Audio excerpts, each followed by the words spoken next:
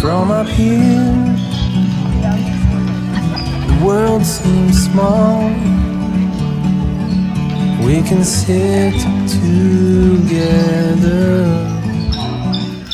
Unbelievable amount of devastation. I've never seen anything like it. We had a beautiful barn. It was gone in 20 minutes. Farm Bureau stepped up right away and said, hey, we got you, and we'll be there for you. We were taken care of. Now we could get on to repairing and rebuilding. I tell everybody about Farm Bureau. We're fortunate to say we have good coverage with good people doing it. Contact Shannon Slockett and Wendy Yellen in Williamsburg today. Your grandmother's fine china, those trendy sneakers, your collection of hand-carved duck decoys. Auto Owners protects your home.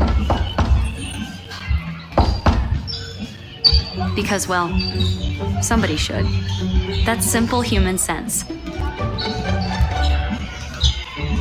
Ask the Lillis Insurance Agency in Williamsburg if auto owners make sense for you. Oh, now you do your job.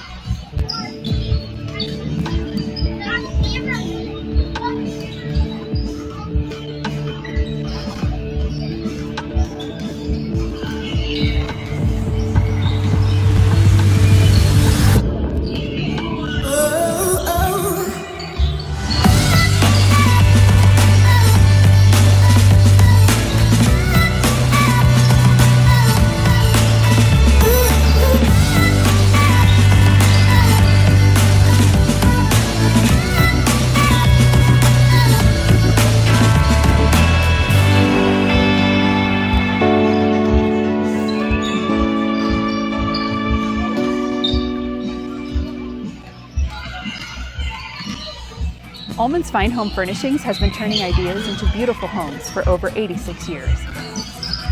Quality, style, and a fun shopping experience are what Ullman's is known for. Come visit Ullman's in Williamsburg and see their vast selection. And remember, there's always free delivery. Stop at Ullman's Fine Home Furnishings in Williamsburg today and stay as long as you like. No, my mom's a realtor. I love the baby. Let's talk about moving. I can't wait until it's closing day. Are you thinking of buying and selling? My mom can be your real estate agent. It's closing day. I'm gonna work for the Valentine someday. I love Williamsburg. Go Raiders! Williamsburg is my home.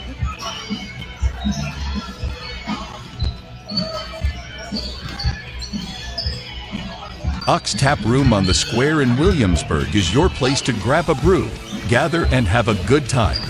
Doc specializes in local Iowa craft brews and offers locally made ice cream, fresh squeezed lemonade, and Raiderade and delicious appetizers. Doc's loves to support live, local music. Check our Facebook page or website to see upcoming show dates and times. Come see us at Doc's in Williamsburg. Well, we had our first baby. It is beautiful or handsome. Oh, it's a boy. We're interested in life insurance. And we bought a bigger car. Bigger car. Here is your plan. Goodbye. When protecting your future, count on a human. Only a Farm Bureau Financial Services agent will sit down with you for a super check and together create a plan that works for you. It's your future. Let's protect it. Contact Shannon Slockett and Wendy Yelland in Williamsburg today. Williamsburg Dental Health Clinic is a proud sponsor of Williamsburg Schools and Raider Athletics, serving Williamsburg, Iowa County, and surrounding communities since 2005. Our office employs all kinds of smile experts. Our skilled doctors, Megan Greer and Erica Takanami, take pride in providing the best quality of dentistry for our patient family and stand behind the care they provide. Our fun team of assistants are here to talk you through procedures and answer any questions to put you at ease. Our team of caring hygienists aim to keep you comfortable as they build a relationship of trust with every patient that steps into our office. Call our front office to get scheduled as a new patient or resume your care. Williamsburg Dental Health Clinic. Comfortable, friendly care for your smile. Because when you smile, we smile. Located at 827 South Highland Street. Call us today at 319-668-9808 to experience the difference. An unbelievable amount of devastation. I've never seen anything like it. We had a beautiful barn. It was gone in 20 minutes. Farm Bureau stepped up right away and said, hey, we got you, and we'll be there for you. We were taken care of. Now we could get on to repairing and rebuilding. I tell everybody about Farm Bureau. We're fortunate to say we have good coverage with good people doing it. Contact Farm Bureau agent Jared Klosterboer and sales associate Amanda Hohenschel in Williamsburg today.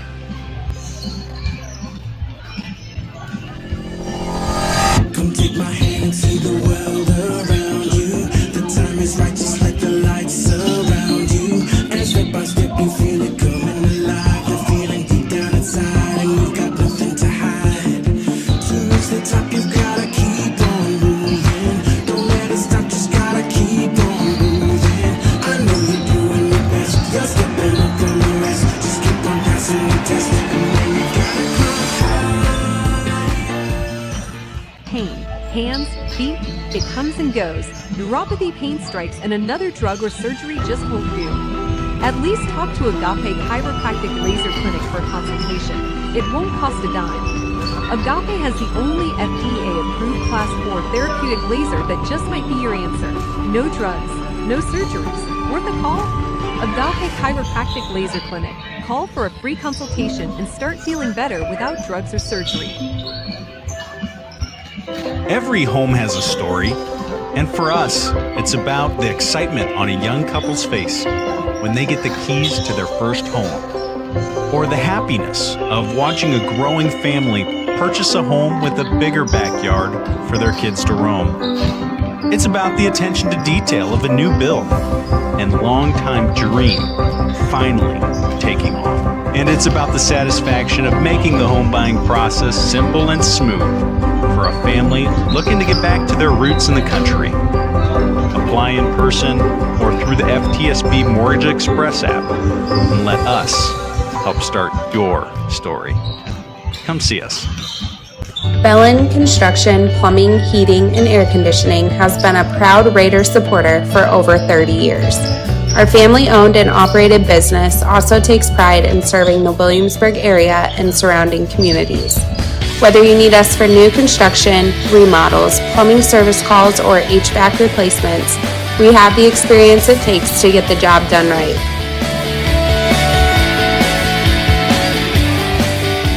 From our crew at Belland Inc., go Raiders!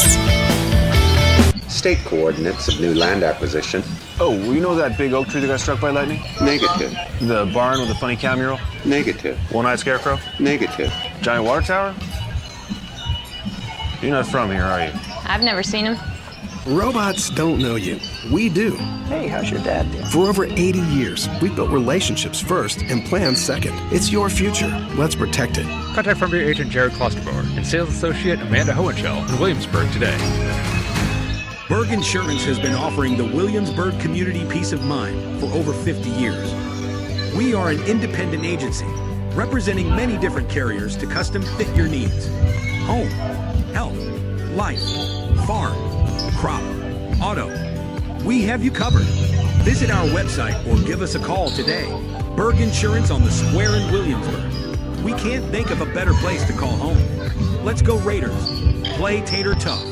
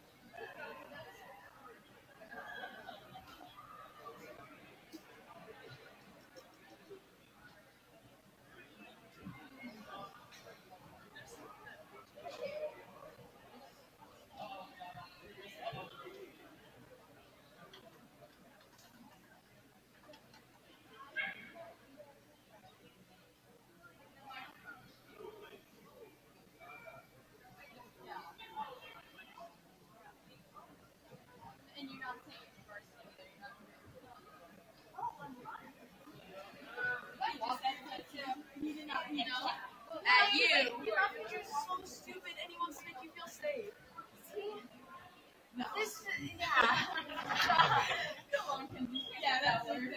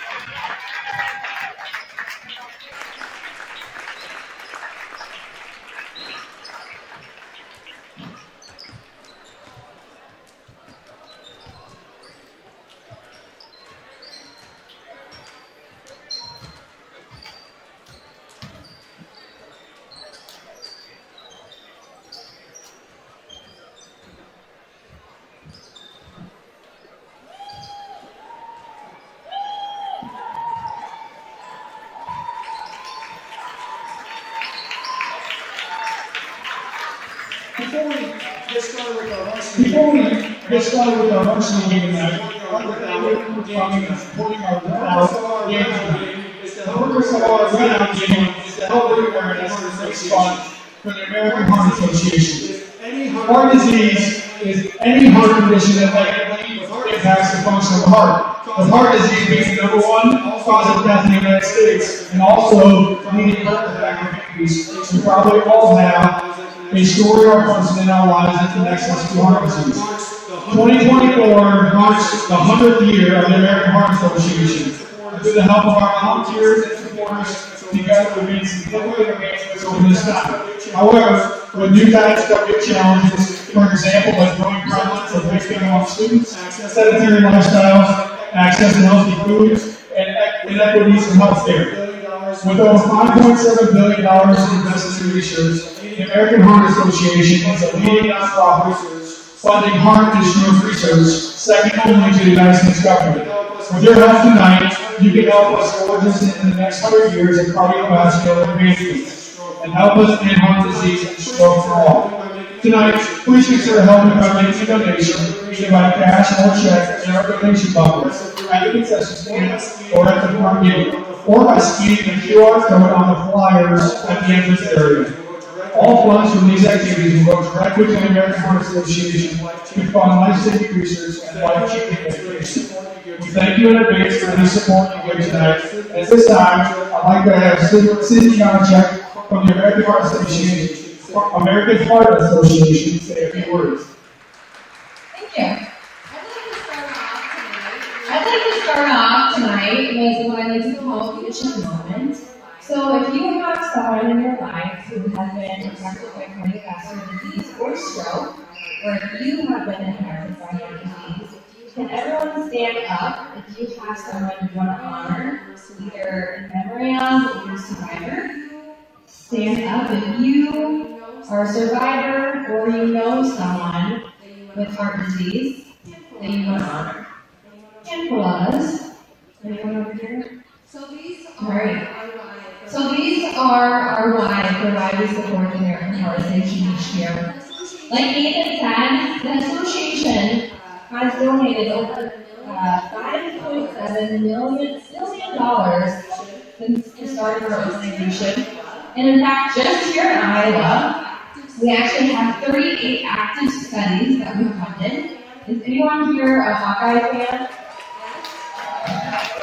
Yes? Okay. So in Iowa, at the University of Iowa, 37 of those 38 studies are taking place at the University of Iowa, totaling over $7.8 million. So every year, every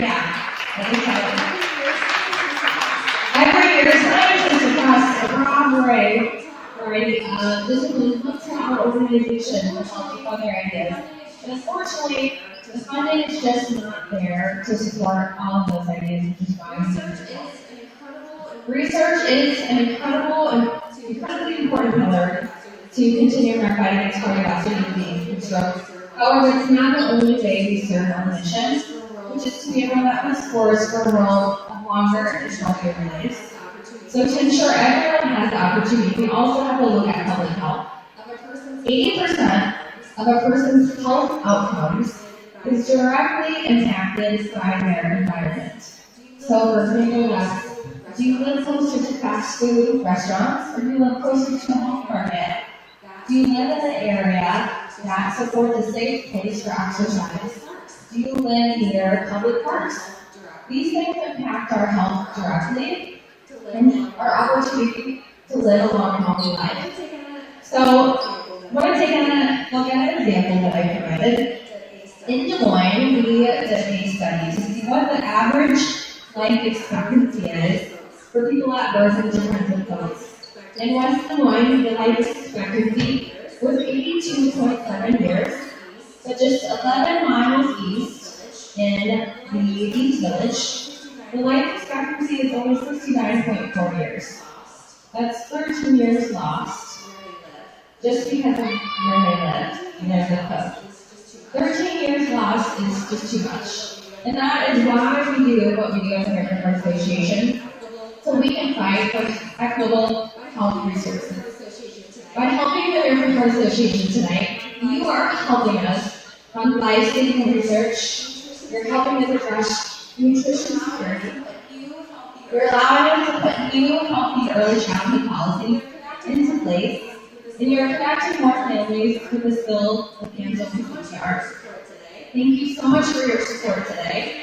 During halftime, I'd like everyone to stick around because we will do a quick introduction with some CPR kits in the support of Shields, and then we'll also introduce Project Cat. So thank you so much for your support. I appreciate it.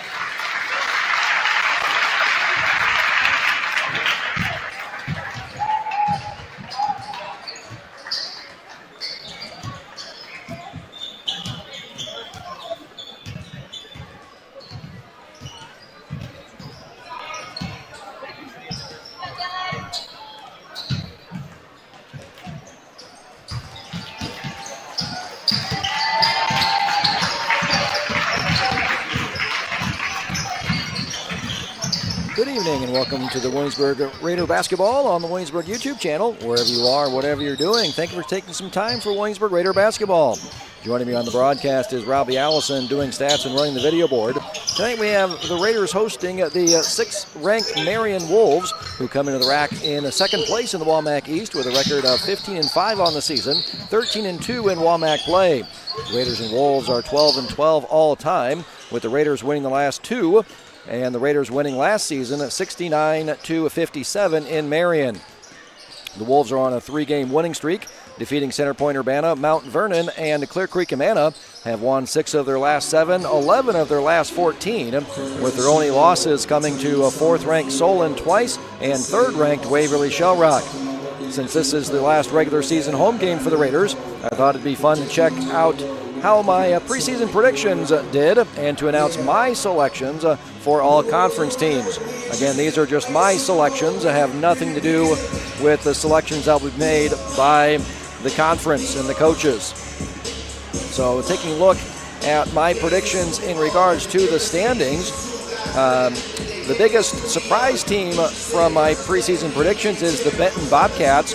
I had them as the 12th best team in my preseason predictions, and they were 4 spots higher than that, 8th overall. Center Point Urbana I had ranked 7th in my preseason predictions. They ended up 10th in my power rankings. Clear Creek Amana I had 2nd. They ended up 3rd. Flipping spots with the Grinnell Tigers, who I had ranked 3rd, and ended up 2nd in my power rankings. Independence I had 6th, and they ended up 7th. Marion, another surprise for me. I have them as 8th in my preseason rankings, and they're currently 6th in my power rankings. I was right on the money with Mount Vernon, with predicting them 5th, and they're 5th.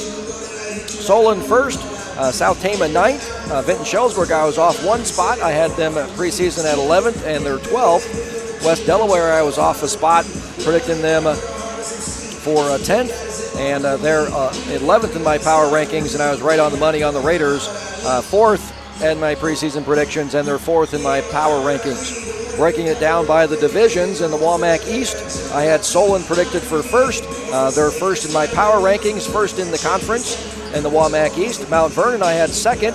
They're 2nd in my power rankings and are 3rd in the standings, behind Marion, who I had predicted for 5th. The Wolves are 3rd in my power rankings and 2nd in the standings. Independence I had predicted for 3rd. Right now they're 4th in my power rankings for the WAMAC East and 5th in the standings. Flipping spots with Center Point Urbana, who I had predicted to be 4th in the WAMAC East. Right now they're 5th in my power rankings and 4th in the standings. And then West Delaware I had predicted for last place in the WAMAC East, and they are in last place in the WAMAC East and 6th in my power rankings. In the WAMAC West, I had Clear Creek Amana predicted for 1st. Right now, they're 2nd in my power rankings, but 1st in the standings. Flipping spots with the Grinnell Tigers, who I had predicted for 2nd. They're 1st in my power rankings, but 2nd in the standings. The Raiders I had predicted for 3rd, and they're 3rd in my power rankings and 3rd in the standings. South Tama I had predicted for 4th. And right now they're 5th in my power rankings, just 0.2 behind the Benton Bobcats, and 4th in the standings. I had Vinton Shellsburg predicted for 5th, but they're in 6th place in my power rankings in the standings. And then Benton I had predicted for 6th. Right now they're 4th in my power rankings and 5th in the standings. So not too far off. My biggest misses are the Benton Bobcats and these Marion Wolves. And you'll see why that's the case as we take a look at my predictions for the all-conference teams. I don't have any kind of agenda in picking my all-conference teams. Unlike coaches or the media, I look at the production a player does on the court. To measure that, I like to look at efficiency rating, which adds up all the positive things a player does on the floor, their points, rebounds, assists, blocks, and steals, and subtracts the negatives, their missed shots, missed free throws, and turnovers. For the Walmack East Division, my Farm Bureau Star Player of the Year is Kyler Whitman from Marion, who we're going to see tonight. The senior with an efficiency rating of 18.1, ranking 10th in the Walmack in scoring, averaging 12.1 points per game, shooting a very efficient 58% from the field, which is 3rd in the Walmack, behind Vince Steinbreck of Solon, who's shooting 62%, and Robert Mead of Clear Creek Amana, shooting 59%. Whitman also leads the Walmack in rebounding, averaging 8.8 rebounds, 3.2 on the offensive end, which is second to Kellen Cockrell, and 5.6 on the defensive end, which is second to Derek Weiskopf, who's leading the Walmack in defensive rebounding with 5.8 defensive rebounds a game. Whitman also ranks second in the Walmack in blocks with 35, averaging 1.8 a game, behind Carson Peniich of Grinnell, who has 40, averaging 2. Whitman only played 9 games for the Wolves last season and had an efficiency rating of 2.2. That's an increase of 15.9 compared to last season, the largest increase of any player in the Walmack, which explains the improvement from Marion for my preseason prediction of the 8th best team in the Walmack overall, 5th best in the Walmack East, to being 3rd in my power rankings and 2nd in the standings.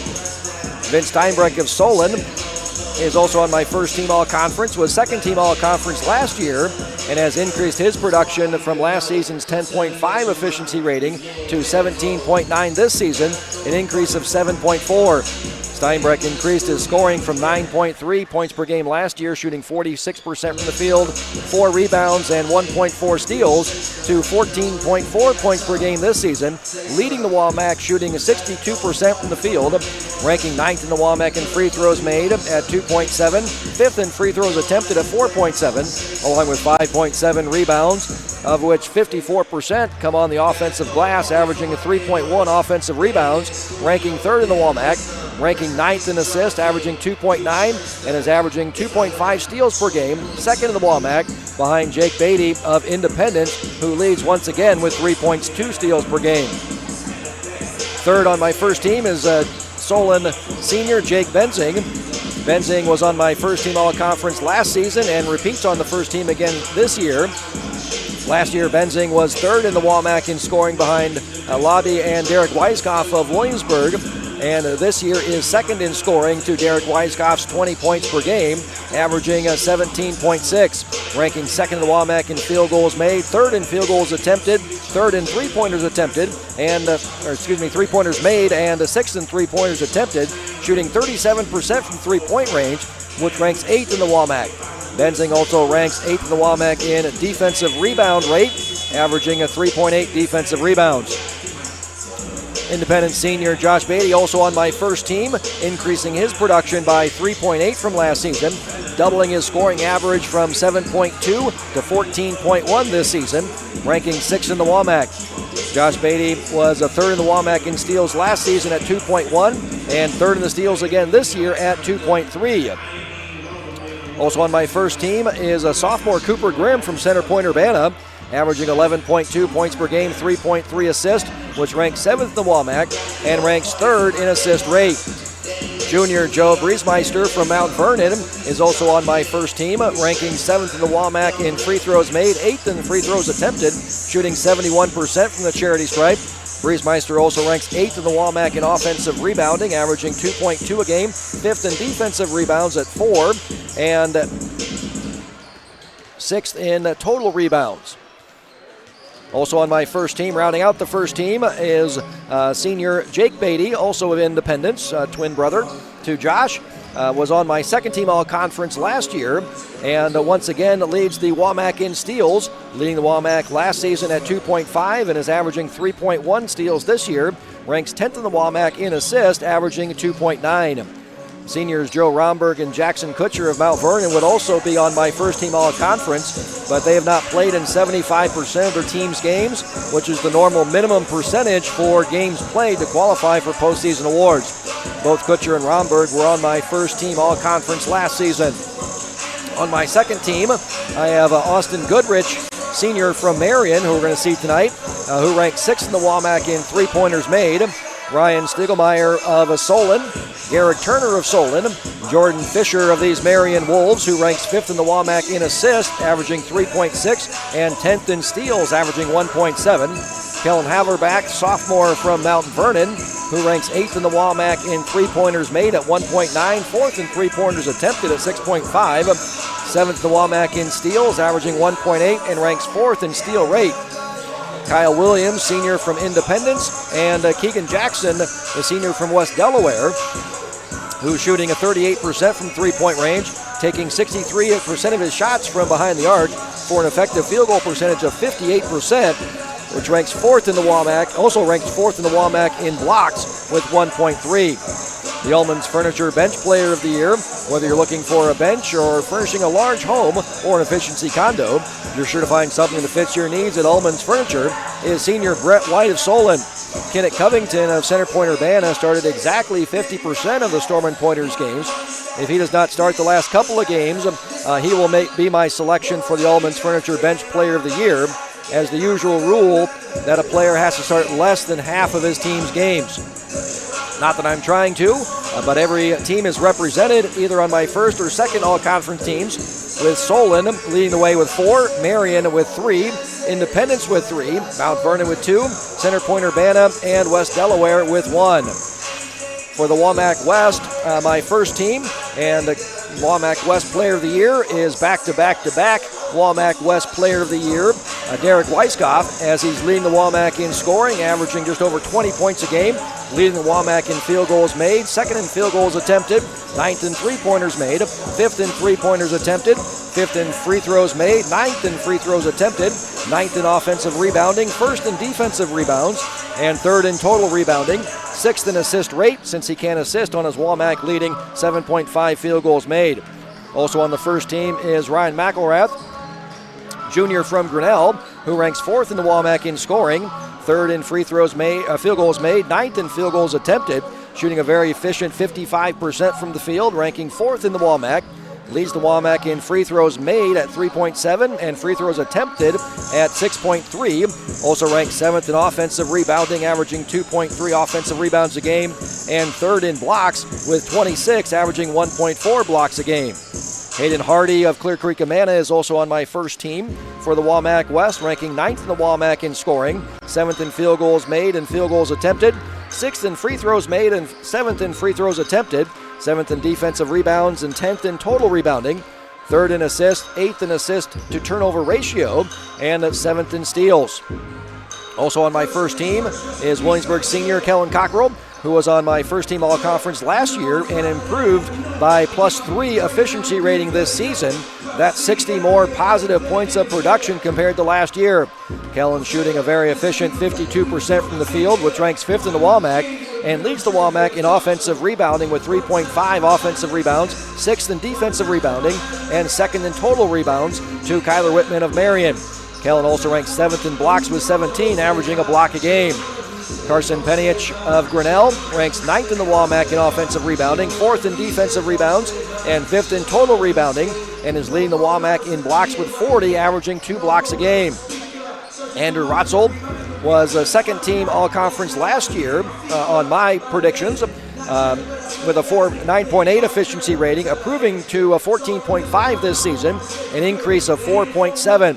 Rotzel ranks 3rd in the WAMAC in scoring, averaging 16.5 points per game, 6th in field goals made, 8th in field goals attempted, leads the WAMAC in three-pointers made at 2.7, with 51 threes on the season, and 6th in three-pointers attempted, shooting 45% from behind the arc, which ranks 4th in the WAMAC, which gives Rotzel an effective field goal percentage of 57%, which ranks 5th. Rotzel ranks third in free throws made, shooting 81% from the line, which is second to Tommy Tynesema of South Tama, who leads the Walmack, shooting 83%. Rotzel also ranked sixth in steals at 1.8. Rounding out my first team is Cole Blackford from Grinnell. On my second team, I have Emerson Bridgewater, the freshman from South Tama, Robert Mead of Clear Creek Amana, Brock Hilsman of Clear Creek Amana, Derek Doty of Grinnell, Grant Hooker of Williamsburg, and Tommy Tynesema from South Tama. The Ullman's Furniture bench player for the Walmack West is Carson Nolan of Benton. So Clear Creek Amana leads by Walmack West predictions for all conference teams with 5. Grinnell has 4, Williamsburg has 3, South Tama has 2. The two teams that are not represented on my all-conference teams are Benton and Vinton-Shellsburg. Benton would have the Ullman's Furniture bench player. So the top player for Benton is Carson Nolan, 16th best player in the Walmack West. So just missing those all-conference honors with the top 14 players. But my Ullman's Furniture bench player of the year, the top player for Vinton-Shellsburg was Jacoby Johnson, who was the 24th best player in the Walmack West. So the Walmack East has 11 seniors, 1 junior, and 2 sophomores represented, where the Walmack West has 6 seniors, 7 juniors, and a freshman.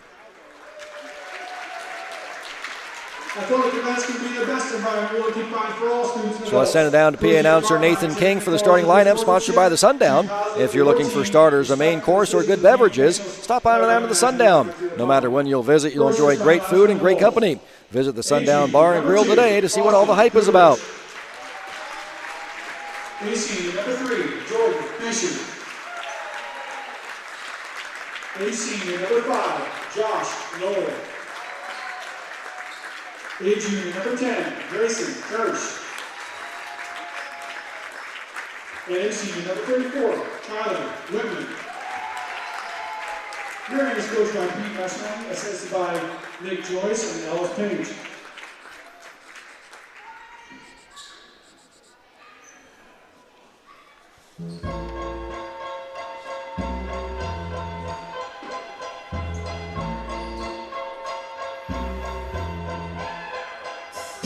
And now let's finalize for your Williamsburg.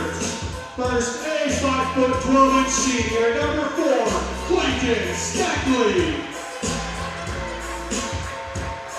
A 6'4" junior, number 12, Grant Hooker. A 6'4" senior, number 24, Darren Weiscock. A 6'4" senior, number 25, Braden Glotz. And a 6'6" senior, number 33, Kellen Cockrell. The winners are coached by Brad Newt, assisted by Mike Van Etten and Josh Pratt. Athletic training services are provided by Compass Memorial Hospital and athletic trainer Brianna Freiberg. We would like to welcome tonight's game officials, Brandon Smith, Andy Kane, and Adam Walderbach. Ladies and gentlemen, we ask that you please rise and gentlemen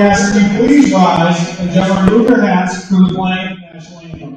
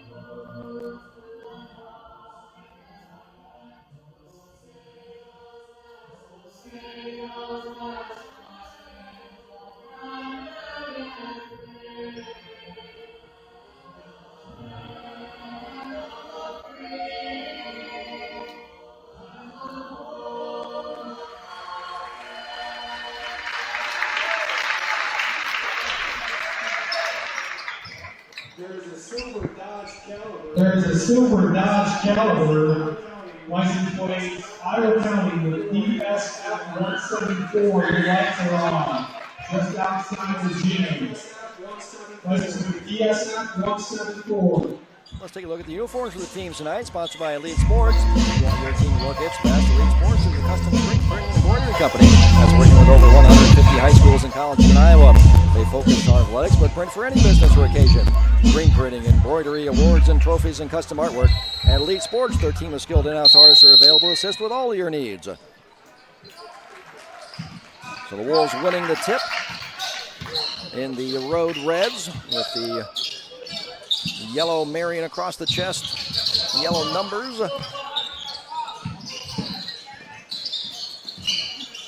Raiders coming out playing a little 2-3 zone. That opens up that right-hand corner, and the three is good by Austin Goodrich. And that's the interesting thing about the teams tonight. Marion likes to shoot it from three, slight advantage in the Capper Ford keys to the game for offense to the Raiders. Slight advantage in defense to the Raiders. Advantage for the Raiders from the free throw line and on rebounding. But then there's our first turnover by the Raiders, and that's an advantage for Marion. Another three is good by Josh Roll. So the Raiders prefer to pound the ball inside. Kellen Cockrell, Braden Plotz, Derek Weiskopf down low. And there is Weiskopf down low. Little jump hook for the Raiders' first points. Raiders a little 1-2-2. Cockrell sloughing down, trying to help out on Kyler Whitman down low, along with Weiskopf. The Raiders have to get out to those three-point shooters, and they start 3 for 3 from downtown. Do the Wolves. And run out to a 9-2 lead. So if Marion's going to win here tonight, it's going to be that three-point line. And Marion likes to take the three. Raiders not so much. Marion defensively does not allow their opponents to take threes. So we'll see if the Raiders able to get inside. Weiskopf with the answer from three.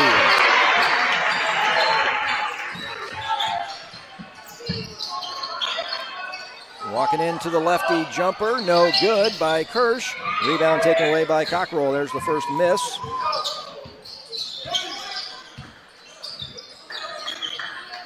Cockrell one of the top rebounders in the WAMAC. Got three of the top rebounders on the floor here tonight in Cockrell. I got to call something there as Cockrell spun into Whitman. And you got to call a foul on Whitman. I didn't think he was quite straight up and down, as officials like to see, but they're going to say he had his hand on the ball, so a jump ball. So you either need a foul, a jump ball, or a travel. And finally they called the jump ball, so since Marion won the initial tip, the Raiders get the jump ball there, and in the lane is Grant Hooker. So both teams starting out hot from the field. Raiders a perfect 3 for 3. Their only stop was a turnover. There's the second miss. So hit their first three was Marion. Now missed their last two. Raiders looking to tie, potentially take the lead for the first time with a three. Weiskopf coming around. Jumper stops, no. Rebound taken away by Marion. First miss for the Raiders tonight. Three, Fisher, rims, no good. Rebound taken by Cockrell. Stolen away. Runner, no.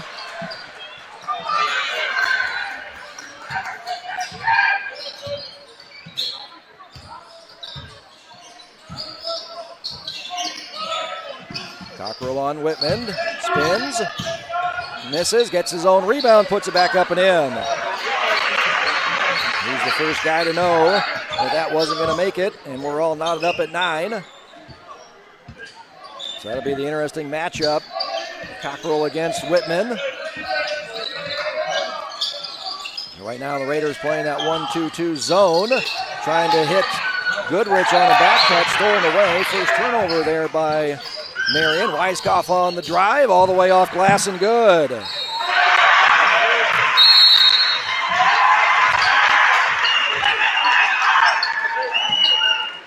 Quick 30-second timeout there. As the Raiders are on a 9-0 run. Marion jumped out, hitting those 3 threes to a 9-2 lead and led by 7. Now the Raiders lead 11-9. As the Raiders are 5 for 7 from the field here early. Marion started out 3 for 3. And all that being from 3-point range. They've missed their last 2 3-pointers and are now 3 for 7, missing their last 4 shots in a row.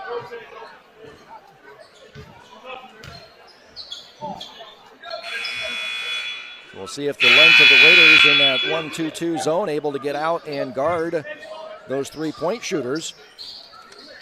So Marion has Austin Goodrich averaging over 5 3-pointers a game, shooting 38%, taking over half of his shots from 3-point range. Caleb Deers into the game for the first time for Whitman. 3 comes up short, and rebound goes out of bounds to the Raiders.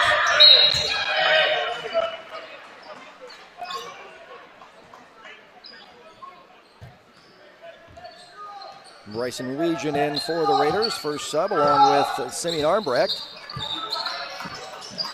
Tyler Farber also into the game. Ball poked away, loose.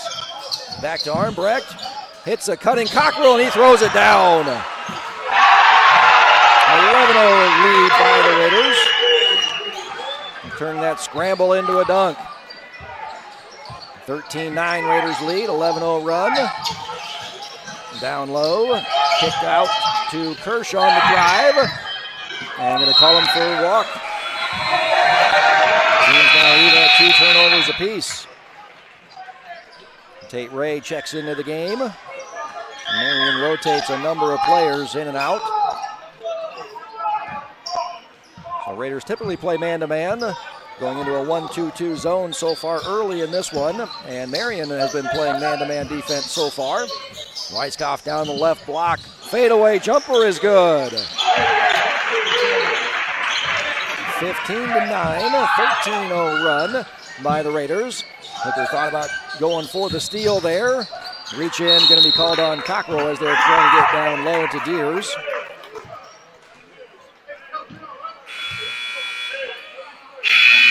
And John Eichhorn will check in for Cockrell. There's our first foul of the ball game.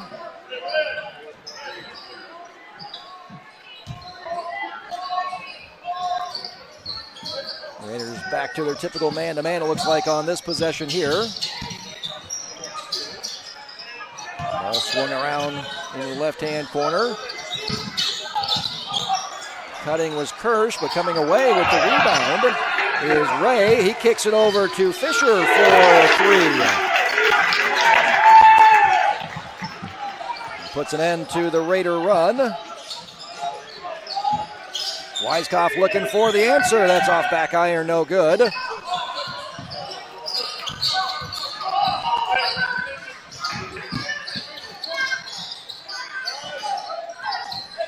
Deers in the lane.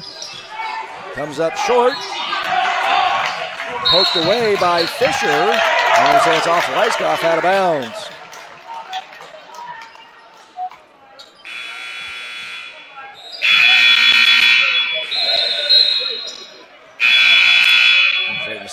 Steckley checking back in for Grant Hooker.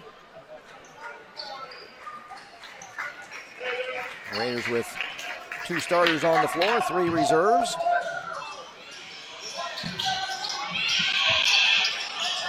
Same true for Marion. Skip pass, nice catch by Fisher. Raiders back into that 1-2-2 zone after a couple of possessions of man-to-man defense. Gets it down low, Deers no. Chases down the offensive rebound, kicking it out to Farber. Threw his hands out of bounds.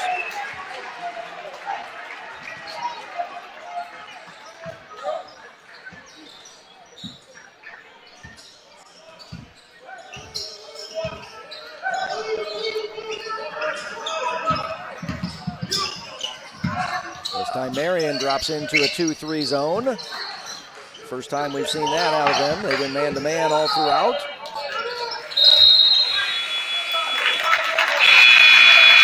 A 3-second violation. on Weiskopf. Weiskopf's like, I just walked out of the lane and back in again. The official disagrees. Logan Rethwich into the ball game for the first time. Weiskopf out, getting his first break.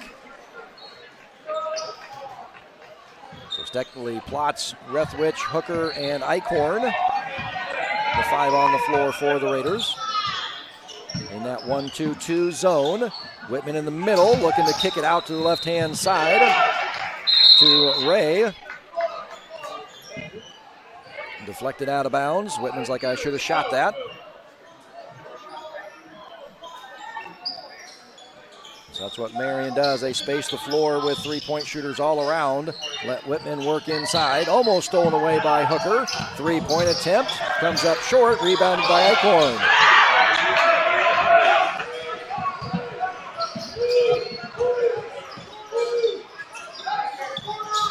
Skip pass by Rethwich over to Steckley. Into Eichhorn in the middle of that zone.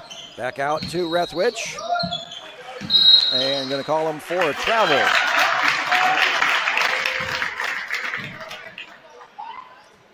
And 5th turnover on the Raiders. Raiders struggled with turnovers early in the season. Improved as the season went along. Currently ranked 7th in the WAMAC in turnover rate. So they started off the season last in that. Nice high arcing shot by Josh Knoll for the 3, getting it over the 6'6" Eichhorn. And we're all knotted back up at 15.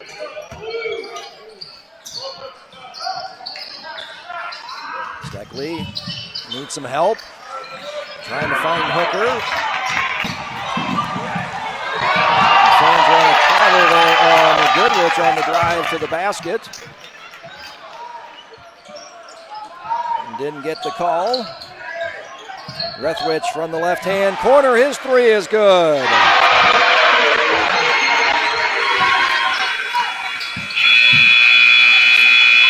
Last final heave, no good.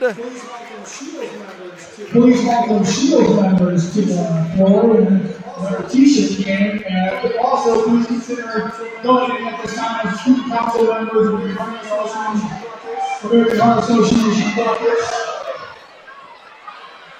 So based on our capper forward keys to the game with the slight advantage for the Raiders.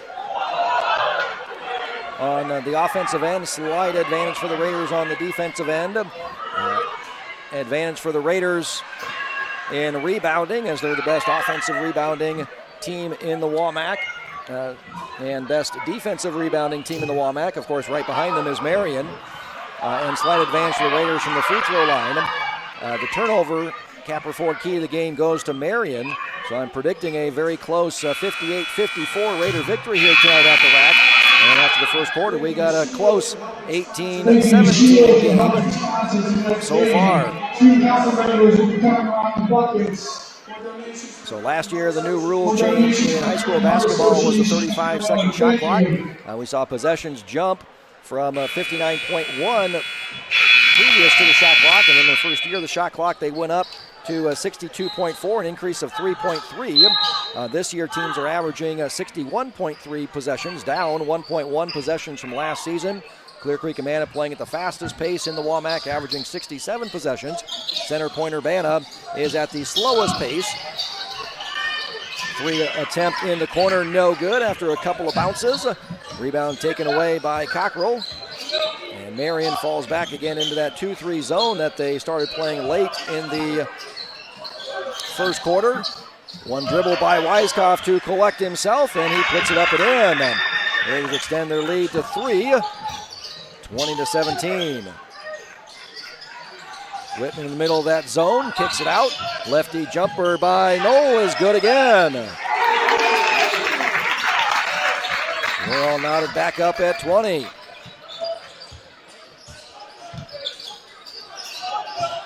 Skip pass over to Steckley. Back to Hooker, all alone for the 3. Off front iron, no good.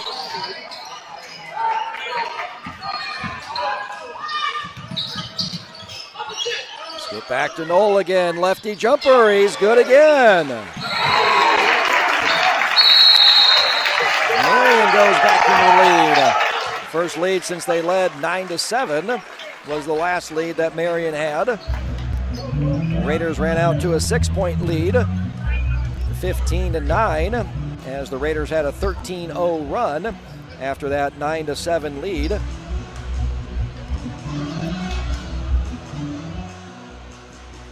With Marion leading 9-2 is where the Raiders' run started for that 13-0 run. Then Marion comes back, closes out the quarter on an 8-3 run. And now, since the Raiders had that 6-point lead, that's a 14-5 run since the Raiders led 15-9.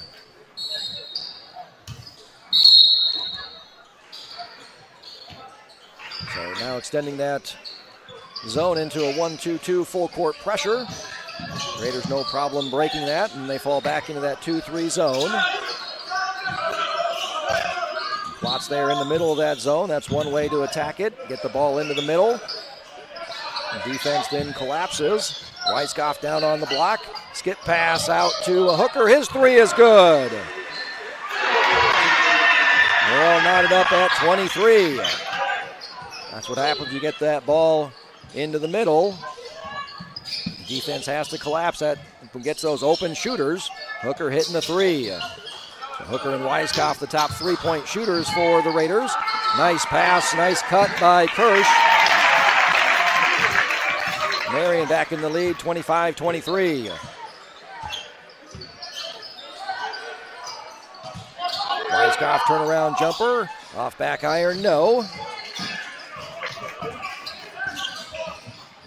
All the way to the hoop, blocked by Hooker. Collected again, and up and in is Kirsch.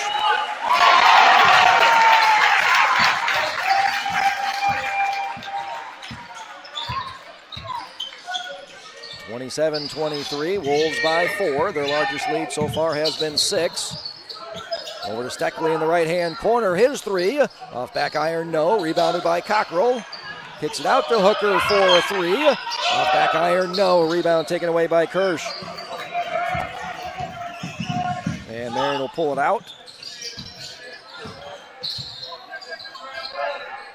Raiders back to their man-to-man defense on this possession. Plots with Whitman. And Plots tried to help out on the driving Kirsch there, and that left Whitman open, and he gets it for a drive to the basket, gets fouled. He'll go to the free throw line for our first free throws of the night. Slight advantage to the Raiders in regards to the free throw line, and our Capital Ford keys the game. Marion ranking last in the WAMAC in free throw rate, getting to the line at a 22.5 rate, averaging 11 free throws a game, which ranks 10th. And shoot 61%, which ranks 11th in the WAMAC. Raiders get to the free throw line at a 29.5 rate, which ranks 5th, averaging a 15.1 free throws attempts a game. So hopefully that turns into a Raider advantage. Early results for Marion, getting the first free throws of the game. Nice jump stop by Hooker with the answer there. 29-25. As Marion had matched their largest lead of 6, Hooker cuts that down to 4. Simeon Armbrecht now taking a turn at Whitman. Cockrell comes over to help. Got a foul called. Who's going to call it on? Going to call it on Armbrecht, who was bodying him up, not on Cockrell. So Whitman back to the free throw line. He's the only Marion Wolf that averages more than 2 free throws a game, averages 2.8. And these are attempts 3 and 4 right here.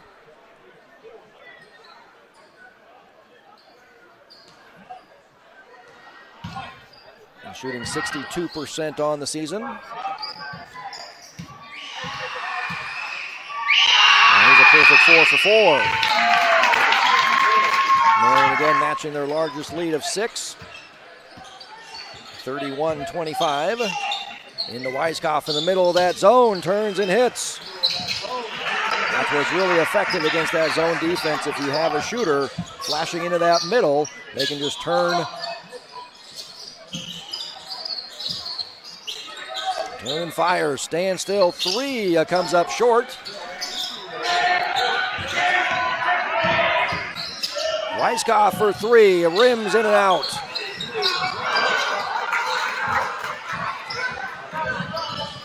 Grant Hooker reading the passing lanes there. Knocks it out of bounds.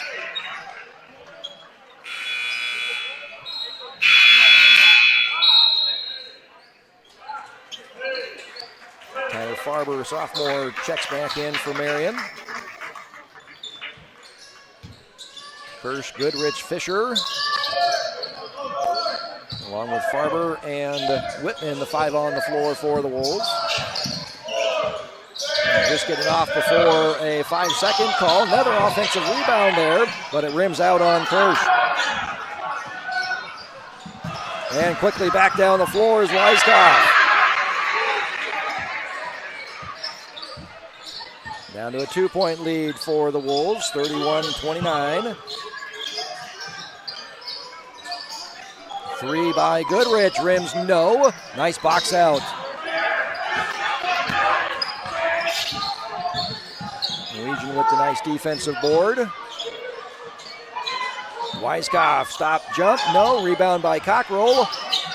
And he puts it back up and in. That's where you know from the baseline that shot's most likely to come off on that opposite end. Cockrell right there to clean it up and put it back in again.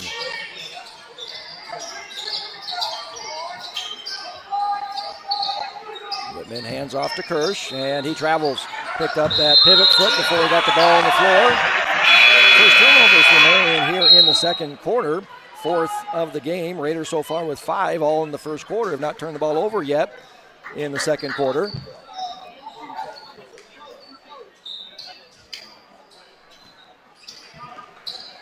Eichhorn and Plotz check in for the Raiders. A little 1-3-1 look on this possession here for Marion.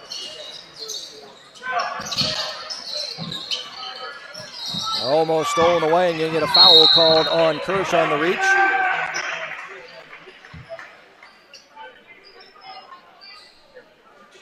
That's only the first foul so far on Marion. First foul of the entire game so far on Marion. Nice job by Weiskopf coming to get the ball. His wide receiver skills coming in handy there, shortening up that distance there. Oh, Plotz had it right away. Going right to the board is Eichhorn. Saving the possession. Weiskopf from three, no.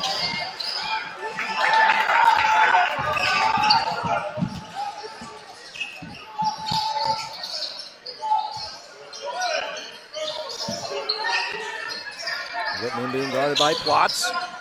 Drives into the lane from the left elbow, turns and hits. Marion back in the lead, 33-31. Minute and a half to go here in the second quarter.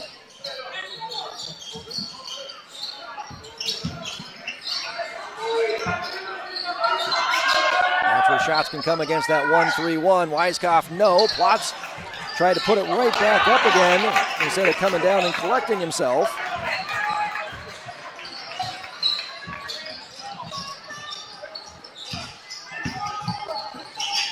Kirsch with the flyby, steps in, no, rebounded by Weiskopf.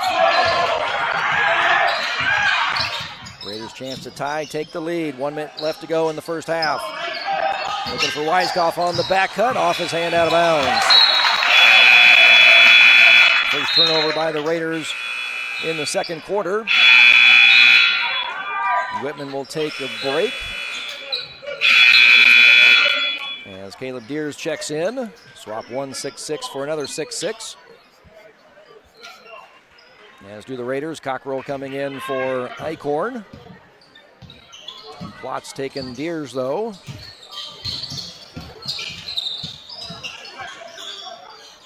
Raiders back to their typical man-to-man defense. Three in the corner by Farber comes up short. Rebounded by Weiskopf. Quickly down the floor. Hooker gonna get an offensive foul called.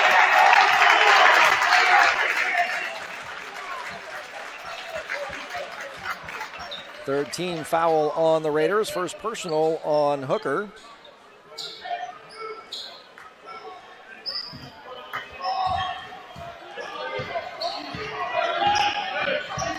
About a half a second difference here between the game clock and the shot clock. So it looks like Marion's content to hold it for that final shot. Raiders fall back into that 2-3 zone, the 1-2-2 zone. And just as I say that, Farber gets it. He puts it up and in for a three from the left-hand corner. Plotz with the follow.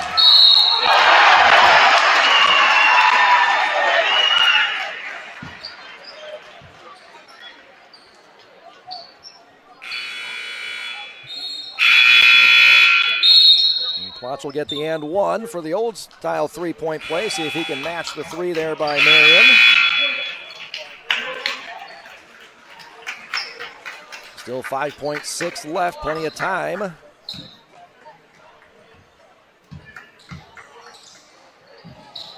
Rims off, but off of Logan Harris, out of bounds.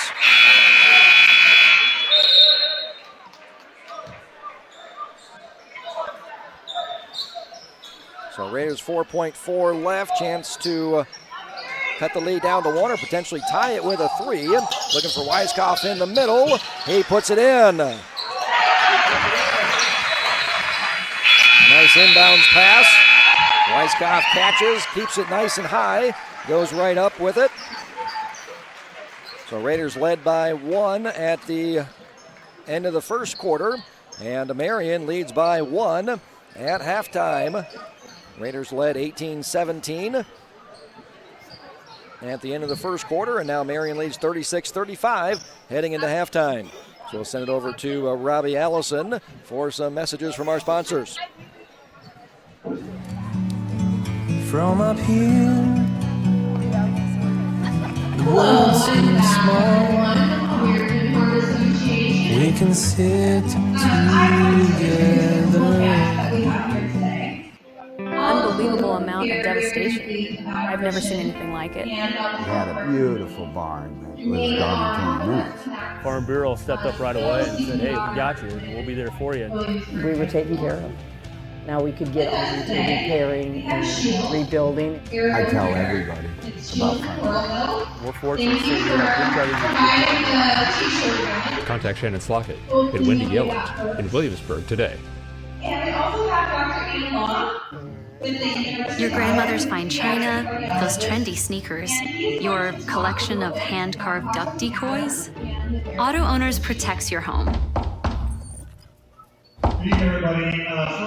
Because, well, somebody should. That's simple human sense. Ask the Lillis Insurance Agency in Williamsburg if auto owners make sense for you. Oh,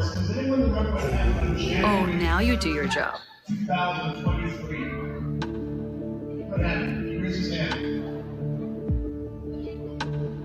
Well, it was nice that Mark Hamlin, Monday Night Football, and Marty progressed last.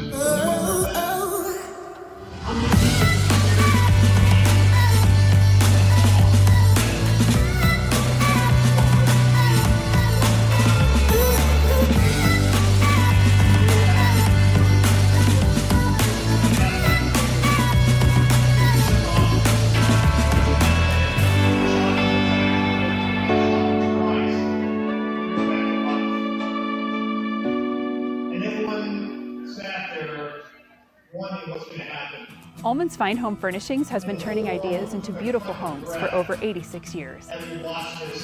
Quality, style, and a fun shopping experience are what Ullman's is known for. Come visit Ullman's in Williamsburg and see their vast selection. And remember, there's always free delivery. Stop at Ullman's Fine Home Furnishings in Williamsburg today and stay as long as you like. Do you know my mom's a realtor? I love the banking.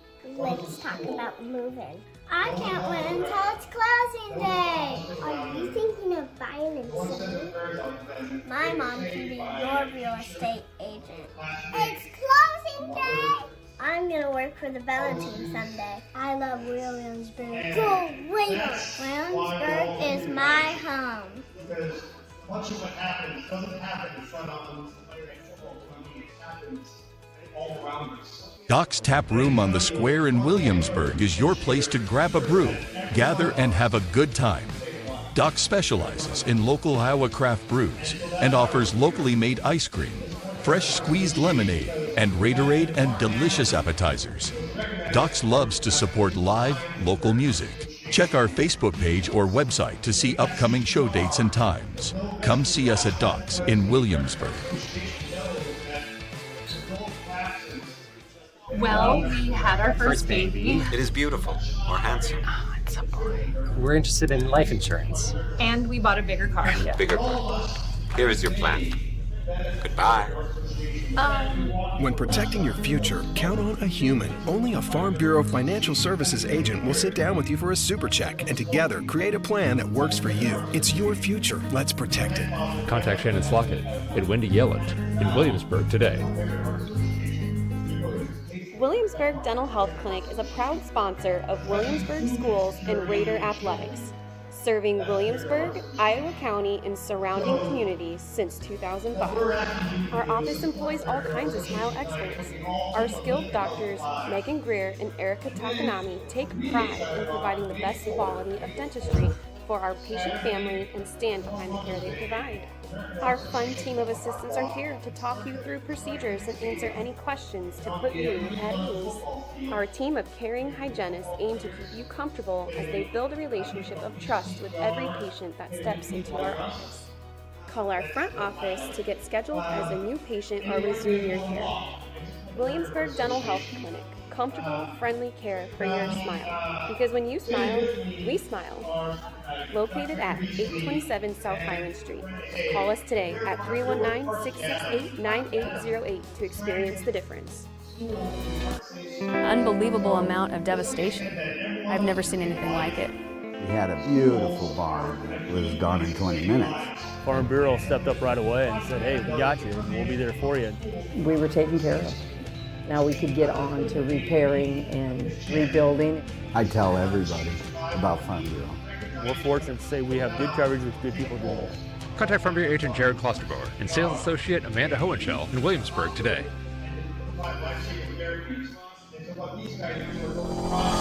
Come take my hand and see the world around you. The time is right, just let the light surround you. And step by step you feel it coming alive. The feeling deep down inside and you've got nothing to hide. To reach the top you've gotta keep on moving. Don't let it stop, just gotta keep on moving. I know you're doing your best. You're stepping up from the rest. Just keep on passing the test. And then you gotta Pain, hands, feet, it comes and goes. Neuropathy, pain strikes, and another drug or surgery just won't do. At least talk to Agape Chiropractic Laser Clinic for a consultation. It won't cost a dime. Agape has the only FDA-approved Class 4 therapeutic laser that just might be your answer. No drugs, no surgeries. Worth a call? Agape Chiropractic Laser Clinic. Call for a free consultation and start feeling better without drugs or surgery. Every home has a story, and for us, it's about the excitement on a young couple's face when they get the keys to their first home, or the happiness of watching a growing family purchase a home with a bigger backyard for their kids to roam. It's about the attention to detail of a new build and long-time dream finally taking off. And it's about the satisfaction of making the home buying process simple and smooth for a family looking to get back to their roots in the country. Apply in person or through the FTSB Mortgage Express app and let us help start your story. Come see us. Bellin Construction, Plumbing, Heating, and Air Conditioning has been a proud Raider supporter for over 30 years. Our family-owned and operated business also takes pride in serving the Williamsburg area and surrounding communities. Whether you need us for new construction, remodels, plumbing service calls, or HVAC replacements, we have the experience it takes to get the job done right.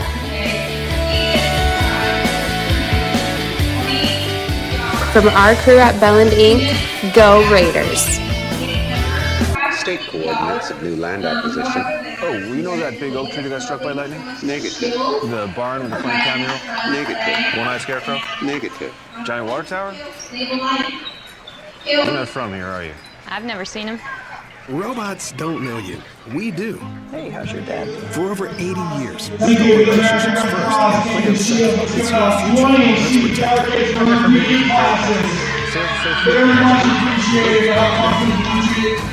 Berg Insurance has been offering the Williamsburg community peace of mind for over 50 years. We are an independent agency representing many different carriers to custom fit your needs. Home, health, life, farm, crop, auto. We have you covered. Visit our website or give us a call today. Berg Insurance on the Square in Williamsburg. We can't think of a better place to call home. Let's go Raiders. Play Tater Tough.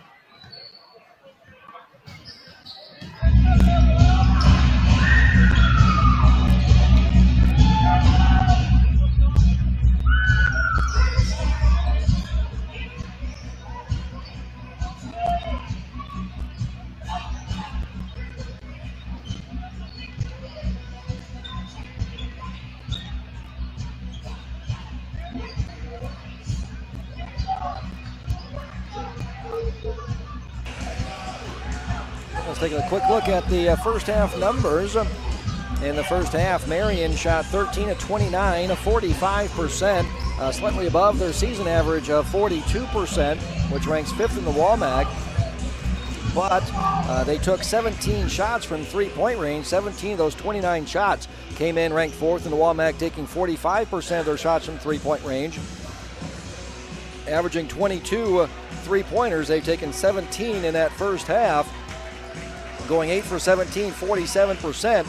So that gives them an effective field goal percentage of 59%. Came in a third in the WAMAC at 49%. Marion a perfect 4 for 4 from the free throw line for a free throw rate of 13.8, below their WAMAC low of 22.5. Grabbing 4 offensive rebounds for an offensive rebound rate of 21.1.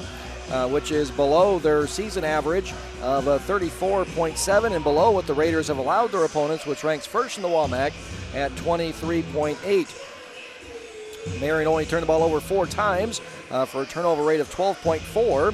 Marion averages almost 14 turnovers a game, turning the ball over on 24% of their possessions. So 36 points scored on 32 possessions. So a little bit faster pace than what Marion normally plays. Averaging 59 possessions on the season. So that's an offensive efficiency of 111.8 points per 100 possessions for the Wolves. Came in scoring about 95 points per 100 possessions, ranking 5th in the WAMAC. Raiders give up 85 points per 100 possessions on the defensive end. Raiders shot the ball well as well, 16 of 30 from the field, 53%. Made 3 3-pointers on 9 attempts, taking 30% of their shots from three-point range, for an effective field goal percentage of 58%.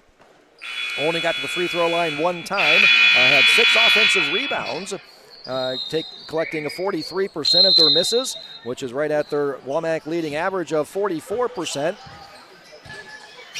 So we thought that Capper Ford key of the game for rebounding would go the Raiders' way, and so far it is. We'll see if they can continue doing that. Looking for Weiskopf down low, poked away by Whitman, and they're going to get a travel on Cockrell as he made his hop there before he put the ball on the floor. So there's the 8th turnover on the Raiders. So the Raiders turned the ball over on 22% of their possessions in the first half. They averaged 15 turnovers per game. Whitman down that left-hand block, guarded by Weiskopf, looking for some help, kicks it back out to Kirsch. skip pass over to Goodrich in the right-hand corner. His three is good.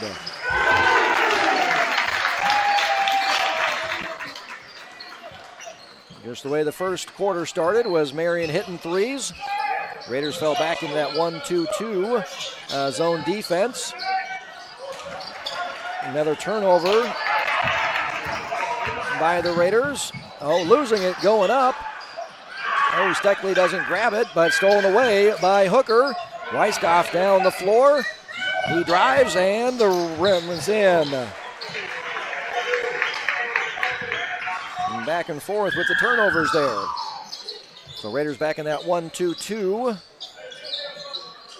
zone with Cockrell sloughing off to help out on Whitman down low. And coming all the way back up to take that shooter. Able to find Whitman in the middle of that zone. Turnaround little jumper is good.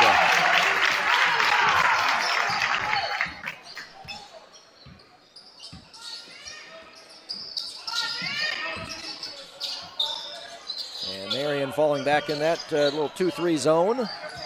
Started out playing man-to-man most of the first quarter. Fell back into the 2-3 zone. We've seen a little 1-3-1 from the Wolves as well. And we get an early foul called here on Knoll.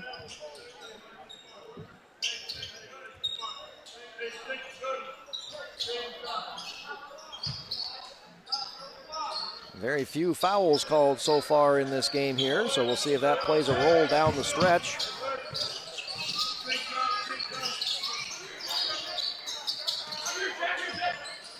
Steckley, skip pass over to Hooker. He'll take the three. Nope, rebounded by Whitman.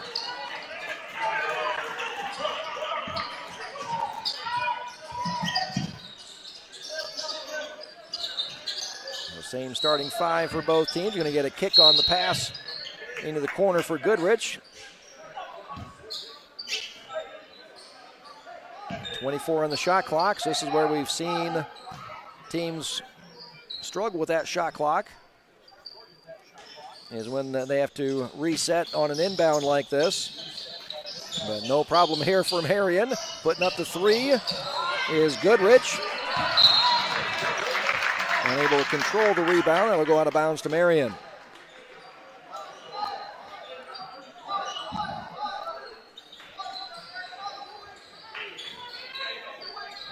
Goodrich to trigger underneath. Gets it into Kirsch. Swing the ball back around to Fisher. And get an offensive foul call on Whitman on the screen, trying to free Goodrich in that right-hand corner. So two quick fouls on Marion. Only had one foul in the entire first half. Bounce pass to Cockrell, kicks it over to Hooker. Drives into the middle of the lane, back out to Weiskopf. His three short. Rebound taken away by Marion. Three by Knoll. Lefty is good again.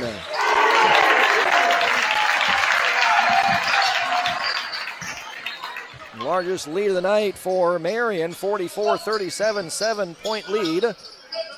Knoll 5 for 6, all from 3-point range. Ball poked away again. Looking for Weiskopf on the alley-oop there, but saved by Hooker. Watts with the bounce pass, fade away, good, tough shot.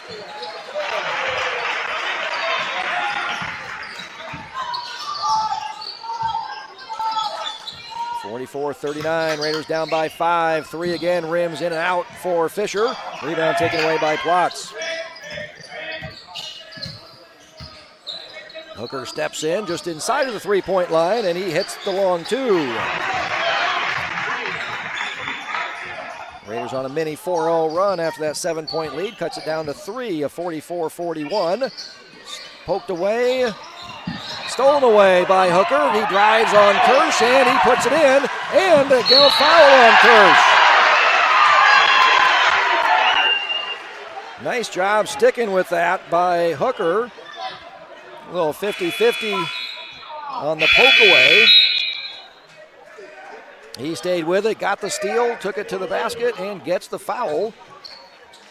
He'll go to the free throw line for the Second free throw attempt for the Raiders on the game. Rim's no good, 77% on the season. Raiders 0 for 2 from the free throw line. Marion a perfect 4 for 4. There's your difference in the game.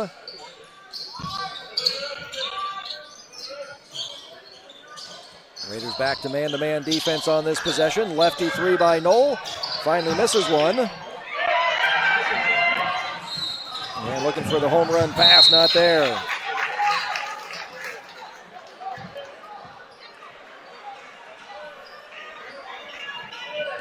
Third turnover already of the quarter for the Raiders, 10th of the game. A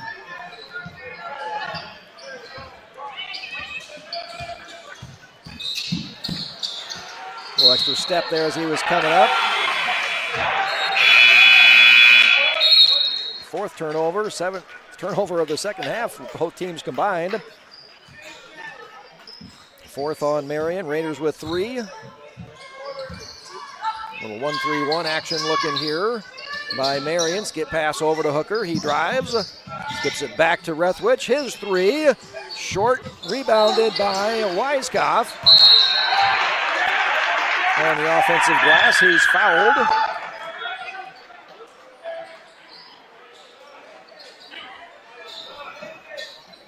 That's already the 4th team foul, so now the Raiders in the new bonus. Right to Cockrell, and he goes right up with it. The Raiders back in the lead of 45-44.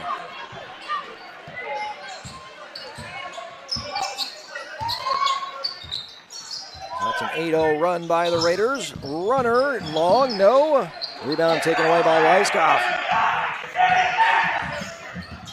Cockrell, left-hand corner, gets it underneath to Armbrecht. He was far behind the basket there, kicks it out. The 3 rims all the way around. Right there is Armbrecht for the putback.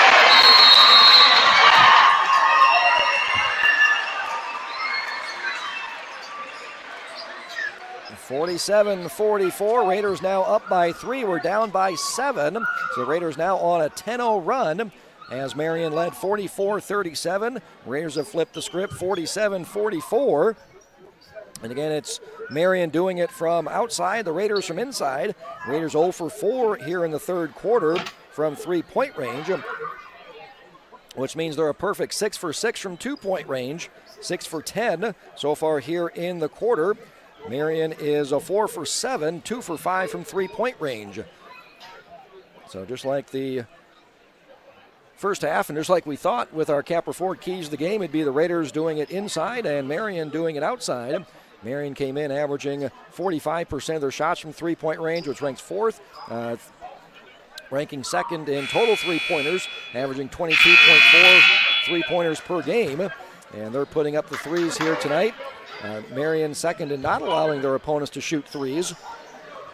And it's the Raiders taking the ball inside to score their points. And we'll see if the Raiders are able to flip the Capper Ford key of the game that we thought would go the Raiders' way as they get to the free throw line at a higher rate than Marion. So far just 2 attempts here, but 2:41 left in the third quarter. And the Marion with 4 fouls. So we'll see if the Raiders are able to get to the free throw line and take advantage. Extend their lead. Deers on the drive, kicks it down low, landing out of bounds is Goodrich. One official calls out of bounds, one official calls the push on Rethwich that forced Goodrich out of bounds. So we'll get the foul called there on Rethwich.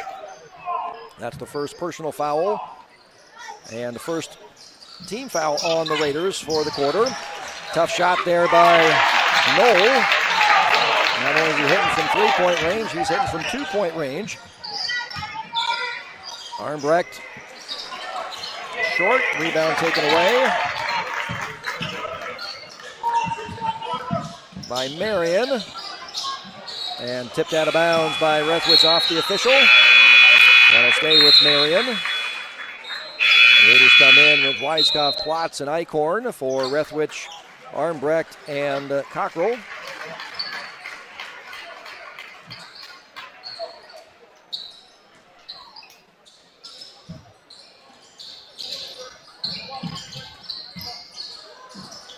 Three by Ray. It's good. Just walked on the floor and pops a three. And Marion back in the lead, 49-47. Weiskopf on the drive into the middle of the lane. Kicks it over to Steckley. Free throw line jumper, no. Rebound by Eichhorn. And he's fouled as he's passing it back out, but he's going to go to the free throw line for our bonus free throws. And what we've seen so far on the season for the free throw line is there's no change in free throws made. Last year, 8.7, and this year, 8.7 free throws made. Free throw attempts are up just a tenth from 13.6 to 13.7. Free throw percentage is down a 7/10 from 64.2 to 63.5. Free throw rate, since we said earlier, number of possessions are down, so the free throw rate is up just a tick.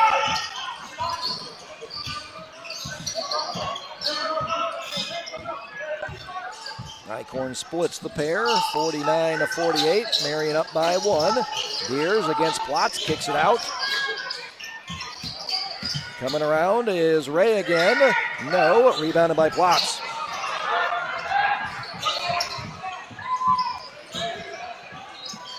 Eichhorn gets it to Steckley. Raiders will reset here.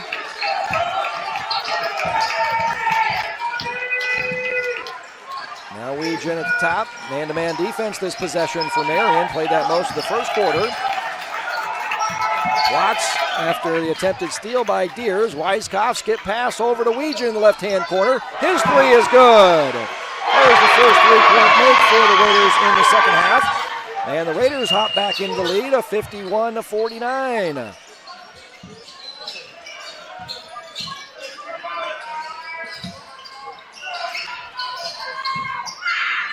Ball stolen away by Weegen on the drive. Off board, no. Gets it to Steckley. He'll bring it back out and reset the offense. Down to 15 for the quarter. Weiskopf will bring it out. Marion man-to-man defense down to 9. Weiskopf gets a screen from Plotz. Fade into his left. Jumper off back iron, no. Marion comes away with the rebound.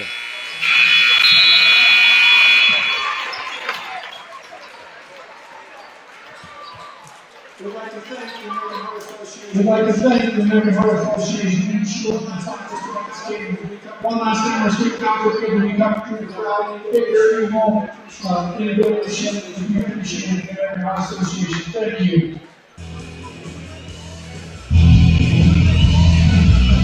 The Raiders led by one at the end of the first quarter. 18-17, trailed by 1.5, 36-35, and now lead by 2. At the end of the third quarter, 51-49, outscoring the Wolves 16-13 in that third quarter. Marion shot 6 for 10 in the third quarter, 3 for 7 from three-point range as they continue to hit from behind the three-point arc. Did not get to the free throw line. Raiders go 7 for 14 from the field, 1 for 5 from three-point range. Again, the Raiders doing most of their work inside the paint. Just that first three of the quarter there hit by Weegen to put the Raiders back in the lead. Raiders 1 for 3 from the free throw line, so right now we're even at 4 free throw attempts for both sides. Raiders just getting those 2 bonus free throws as they were in the bonus there, but that's what we've seen as teams get to that 4th foul and just never get that 5th. Now the fouls have reset as opposed to in 3 more fouls, you're in the bonus, 1-and-1 bonus at that 7th foul of the half. So that's what we've seen so far with that new foul rule.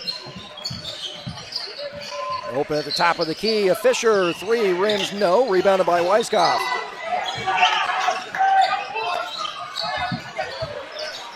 Stolen away, Knoll on the drive, poked away by Hooker.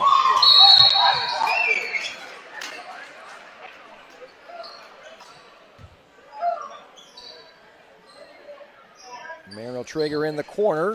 Tough spot to come in from. Raiders man-to-man with their defense. Tough angled pass. Collected, though, by Kirsch. He'll drive. Lefty runner is good. Merrill knotted up at 51. We thought this would be a tight game. It's been a tight game throughout. Looking for Weiskopf down the block. Tough angle for that entry pass there. And straight on. Need to take a couple of dribbles to his left to get a better angle for that entry feed down to Weiskopf there on the block. Raiders man-to-man. Almost that extra hop again there by Goodrich that we saw travel a little while ago. Whitman on the drive around Plotz. Rim's no good. And Plotz comes away with the rebound, fouled by Kirsch.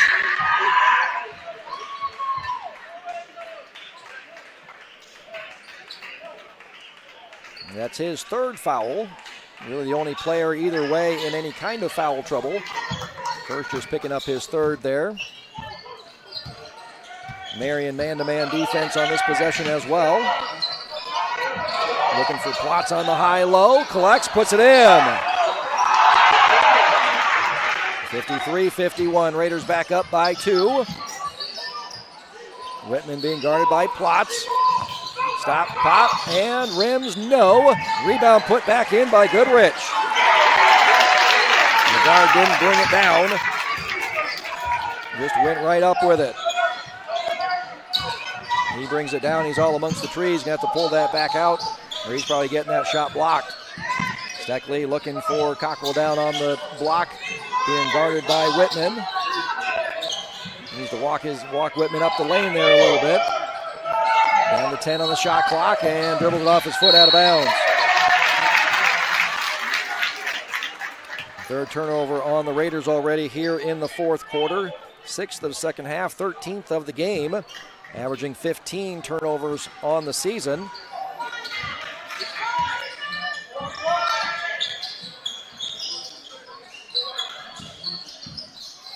Fisher swings it back up top. Knoll to Kirsch, being guarded by Weiskopf. Drives baseline, kicks it over. Knoll long. Rebound taken away by Plotz, able to save it.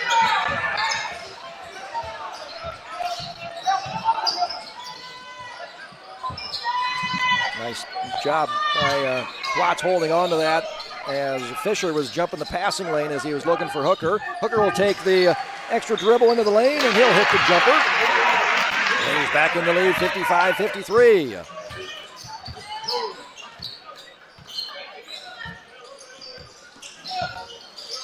Fisher kicks it over into the right-hand corner. Goodrich, his three is good. And the Wolves back into the lead at 56-55. And Coach Nuke will take a timeout.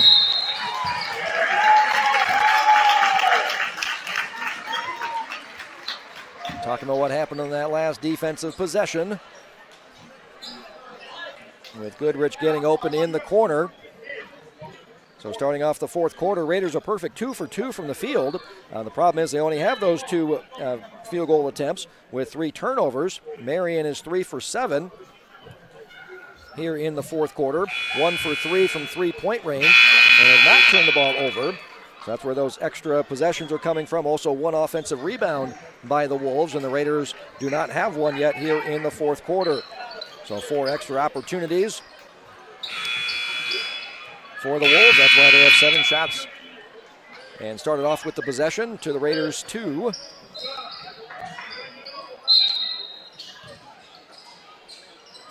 So Marion, man-to-man defense. Weiskopf over to Hooker. Being guarded by Fisher. Drives into the middle of the lane. Kicks it over to Steckley. Rotates up to Cockrell. Thought about the 3.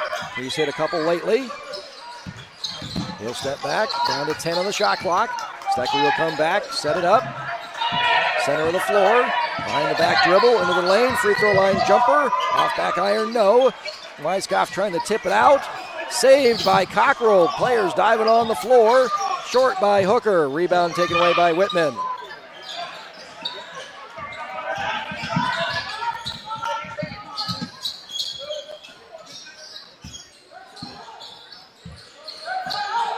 Swing pass over to Goodrich. 3, good again. 59-55. Marion up by 4. Weiskopf down on the block. Step away. Off back iron. Rebounded by Kirsch.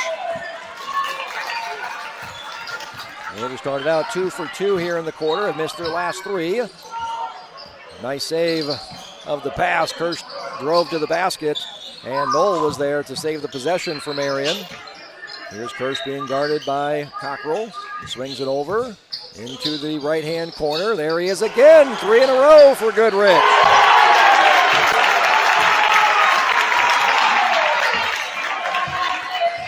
(62-55), now up by 7.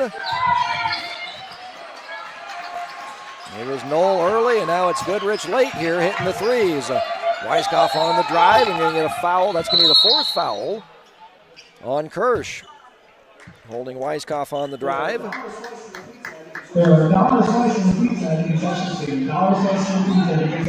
Raiders led by 2, 55-53. 9-0 run here on 3 threes, all by Austin Goodrich. Build a 7-point lead. Looking for the answer. Off iron is Steckley's 3. Rebound cleared by Whitman. Under 3 to play, down by 7.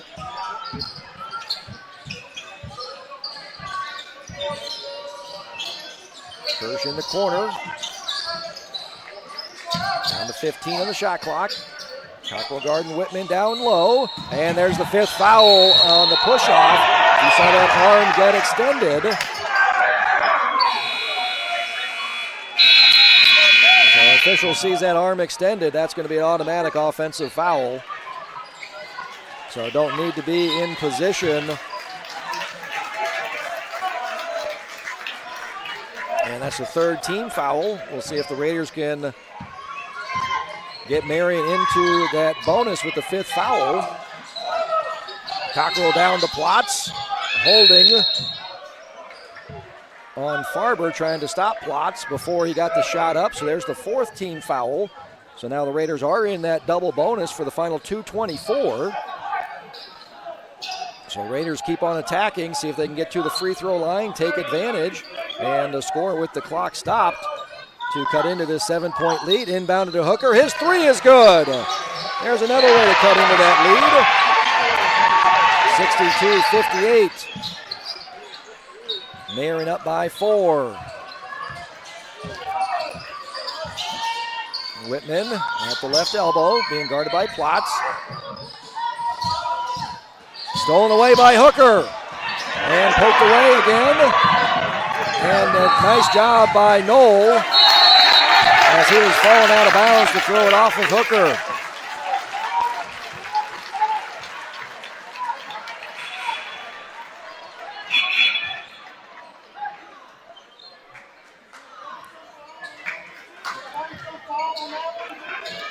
Raiders will come to a full court pressure now, man-to-man full court pressure. Raiders have not committed a foul here. Under 2 to play. And this is where do the Raiders just start fouling and get into that bonus situation.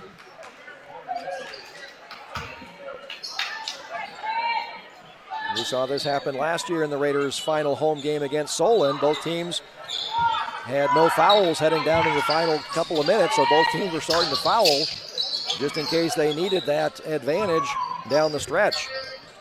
Raiders might be in that position here tonight against Marion. Kicked away by Weegan. 26 on the shot clock, 1:39 left on the game clock.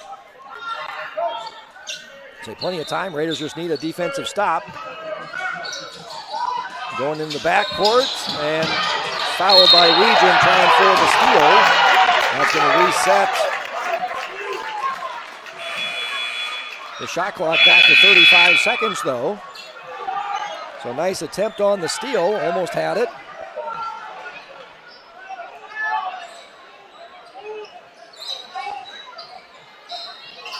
Raiders full court pressure here on the inbound.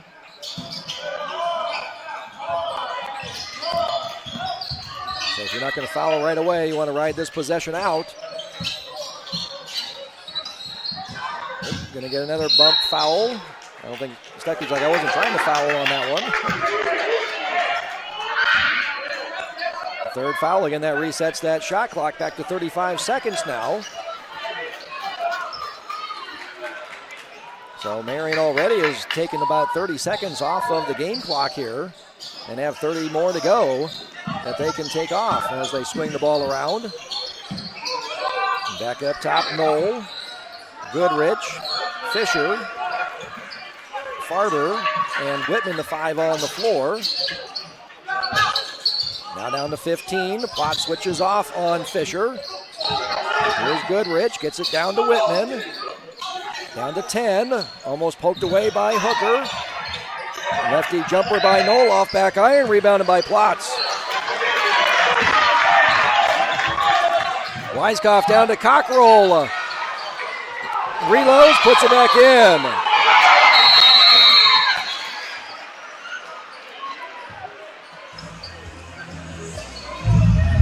(62-60). 43.8 on the game clock, 35 on the shot clock.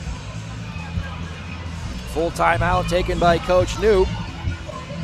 So only down 2 with more time on the game clock than the shot clock. Raiders just want to play this out and get a stop. And this is where they were against Clear Creek Amana, was just needed to get a stop, and Clear Creek was able to score and pick up the win here at the rack. One on a buzzer beater. Raiders had a 1-point lead, and Clear Creek hit a buzzer beater to beat them in Tiffin. The Raiders just want to play this out and get a stop. And then you'll have plenty of time to come in the offensive end and attempt a shot either to tie the game or a 3 to win it. So again, you can attack the basket. And Marion has to guard everything. So that's where you can get that game-winning shot on a drive and a kick-out. Get an open 3, you can get a drive to the basket and an and 1 and win it from the free throw line. But everything starts with a defensive stop. That's what you need. Raiders come out with Region, Steckley, Hooker, Weiskopf, and Eichhorn. The 5 on the floor. They'll come full court pressure. Try to force the turnover. They get over the top to Farber. Farber to the basket. Fouled by Eichhorn. Nice attack by Farber. That's what you want to do, is attack that pressure. Plotz Cockrell hop right up. Farber goes to the free throw line. Only 2 for 3 on the season for the sophomore. So he's normally standing out at that 3-point line. And the first one is no good.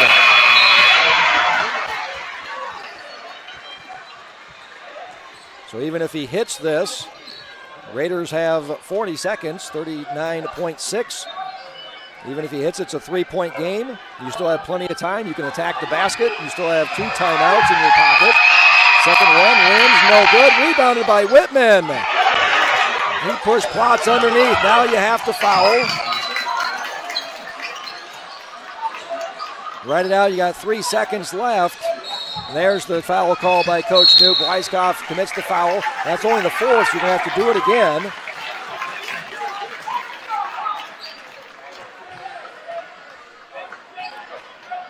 They had 4. That was the 5th team foul then.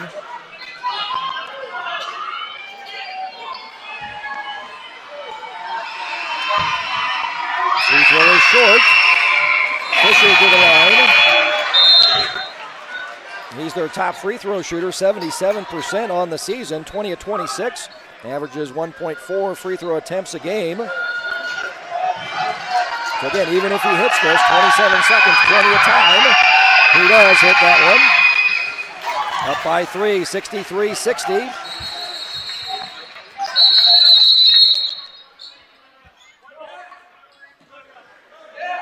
Started the clock as the Raiders rolled the ball in. That doesn't start until the player touches it. But now Marion's going to come up, so that way the Raiders have to inbound the ball.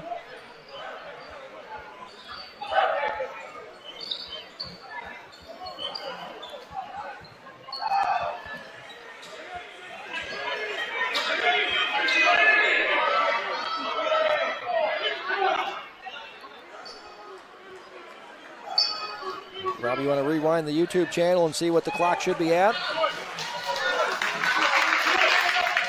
they wanted the extra point. Didn't have the point on the board for 63. That's what they were saying. I thought they were saying .3, arguing that how much time's on the clock. Just needed the free throw made, put on there. 63-60. Wolves up by 3. Still plenty of time. Attack the basket. And Coach New calls a timeout as the ball comes into the offensive end. Still has 1 timeout remaining. Marion with 3 timeouts.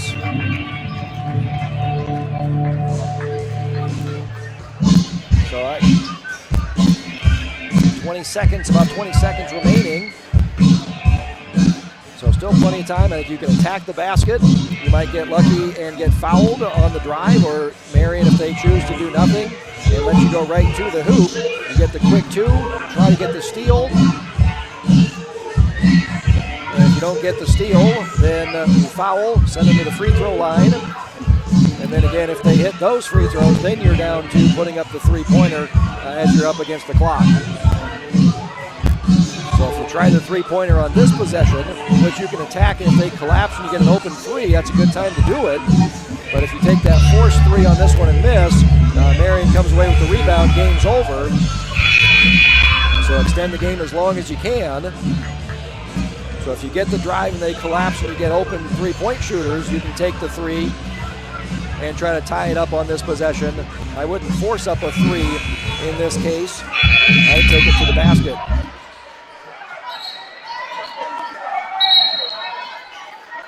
So Logan Harris onto the floor along with Kyler Whitman, Goodrich, Fisher, and Knoll. The 5 on the floor. Weiskopf, Plotz, Cockrell, Steckley, and Hooker, the 5 on the floor for the Raiders. Steckley, Weiskopf, long three-pointer for the tie off back iron. Rebounded to Weiskopf. He gets another 3 off. No. Rebounded by Cockrell, and he's fouled.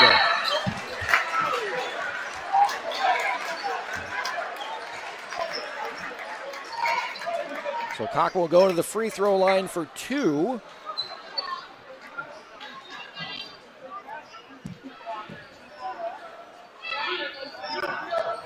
Cockrell averages getting to the free throw line, almost 4 free throw attempts a game. First one is good. So now the question is, 10 seconds left. I think you go ahead and try to make this one. 2-point game. Make this one, and then again, try to get that steal, foul. 10.6 left. You'd have time to, and he does make it, rolls in. Cockrell hits them both. 63-62, 1-point game. Try for the steal. And if you don't get it, then you foul. So Weegan checking in for Plotz. And Marion will take a full timeout here. Try to design an inbounds play to get the ball in. So for the Raiders, you want to try for that quick steal, and it's got to be quick. You only have 10.4 seconds. You don't have a whole lot of time. If you don't get that immediate steal, you foul and send Marion to the free throw line. Goodrich, 64%. Fisher, the best free throw shooter at 77%. Knoll, 68%. Harris was on the floor there. He's only 1 for 2 on the season. And then Kyler Whitman leads Marion at getting to the free throw line, shooting 62% on the season. He's a perfect 4 for 4 here on the night.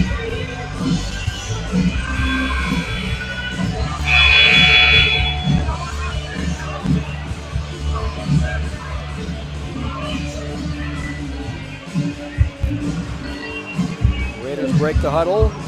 Steckley, Hooker, Weiskopf, Cockrell, and Weegan. Farber checks in for Harris for the 5 on the floor. They send Goodrich long on the fly pattern. Ball poked out of bounds. And Farber jams some fingers on that. We're going to say it's out of bounds off of Weiskopf. Say the way he's holding his hand, you could almost say it was off of him. That would have been the steal the Raiders want. Now an even 10 seconds left. That took 6/10. Get it inbounded to Fisher. He's fouled right away by Steckley.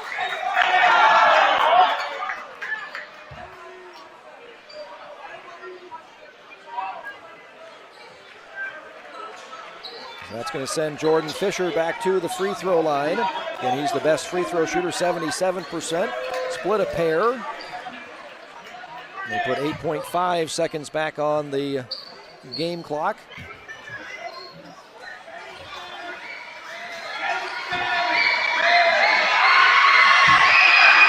Short on the first. Marion was a perfect 4 for 4 in the first half, all in the second quarter. 1 for 5 here in the fourth quarter.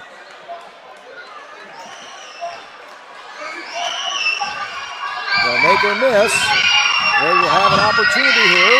Need to collect the rebound. They do. Weiskopf collects it. He runs down the floor. Layup, good! Quick timeout, 1.1 second remaining. Weiskopf goes coast to coast. Grabbed the rebound in traffic, drove all the way to the hoop and puts it in.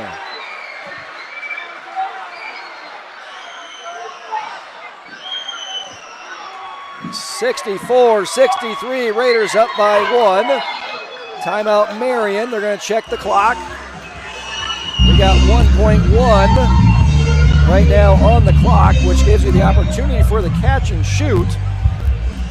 So that's the Trent Tucker rule in regards to the tip-in back when he was with the Chicago Bulls. Might have been with the Knicks, the old Minnesota Golden Gopher. And he was somehow able to catch and shoot a three-pointer with 0.4 seconds remaining. So that's the Trent Tucker rule as far as the catch and shoot. 1.1, you're able to catch and shoot. Might even be able to get one dribble and catch it and put up a shot. So for the Raiders, they want to make sure that Marion is not catching the ball as they're running towards their basket. Ideally, if they can force them to inbound the ball as they're running towards the Raiders' basket, that would be what the Raiders are going to try to do here, not give them an opportunity heading to the basket. You don't want them to catch it in the center of the court to where they can get that bank in on a final heave. They got 2.6 on the clock. Raiders are going to go full court to make sure they inbound the ball and get that clock going. You can run the baseline. Get it inbounded, poked away by Cockrell. And he went running with it. We're going to get a traveling violation on Cockrell. We're going to see how much time is left. I said they put 2.6. That was a lot of time. If it was the 1.1, he's fine to poke it away and go running off with it. So now we're going to take a look and see how much time they're going to put on the clock there. And Marion's going to inbound 1.1, I think they said. 1.1 on the clock. And they're going to inbound right in front of the Raiders bench.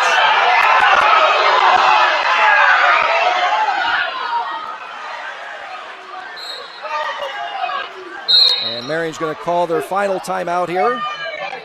All they got left is a 30-second timeout. So one final timeout to draw up their play here.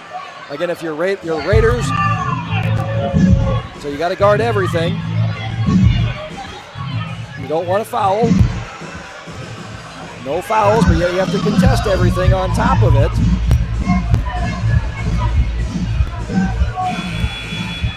Looks like Coach Nuke wants to guard that inbounder. We're going to put Cockrell right there on the inbounder. A little surprised they're not putting Eichhorn in, the 6'6" John Eichhorn, to protect the basket here. If they happen to get anything heading that direction. Again, ideally you want Marion coming back towards the center court stripe here on this, rather than getting momentum towards the basket. Make sure they don't get it in on a tip. Oh! Thought it was going to Whitman, went over top of Whitman to Goodrich, and he puts it in.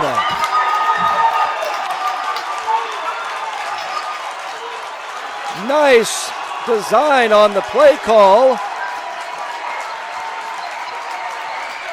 One of the assistant coaches is drawing that up. Nick Joyce drawing that up for Marion.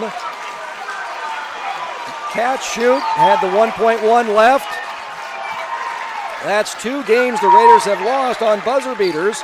Lost at Clear Creek Amana on a buzzer beater. Lose here to Marion on a buzzer beater. 65-64. Tight ball game all throughout. Knew it'd be a tight ball game with these two teams, and we saw just that here tonight. So your final score from the RAC tonight, the Raiders Athletic Center, the Marion Wolves 65 and your Williamsburg Raiders 64. Marion will host Fairfield of the Southeast Conference in the first round of the Class 3A state playoffs on Monday, February 19th at 7 o'clock.